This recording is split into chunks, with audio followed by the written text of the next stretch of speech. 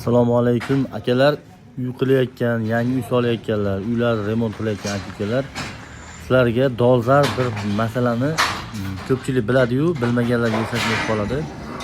Eslatib o'tishni xohlaymiz akalar. Videoni oxirigacha ko'rishingiz kerak, xudo xolasa nima qilish kerakligini bilib olasizlar. Xo'p, xonadonimizga mana leksallar qildirgan ekan xonadon egasi. 35 million atrofida summa ketgan ekan. Biz mana bu joydagi xonadonimiz telefonlarini qilib berganmiz. Leksanlari mo'kriroq rangda yopilgan ekan akalar.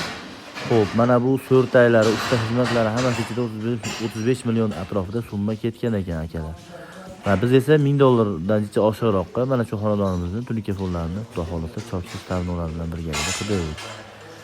Kimga shunaqa xizmatlar kerak bo'lsa, mana quyida raqamlarni qo'yib qo'yapmiz. Bemalol aloqaga chiqsanglar, xudo xolasa navbatdagi telefon qilinadigan xonadon aynan sizning xonadoningiz bo'lishi mumkin. Xo'p, akalar, bu xonadonimizda nima qilinishi kerak bo'lgan birinchi o'rinda akalar, xonadonimizni mana ko'rib turibsizlar, telefonimizni koridorlargacha qilib berganmiz, ustullarni ham telefon qilib berganmiz akalar.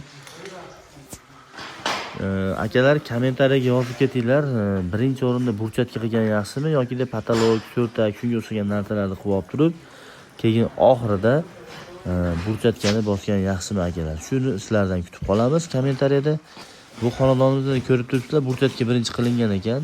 Remontdan keyin polностью uyning holatini ko'rib turibsiz. Juda ham bir achinarli holatda turibdi akalar. Shuni e'tiborga olasizlar. Mana ko'ryapsizlar, kafellar ham harom bo'lib ketgan.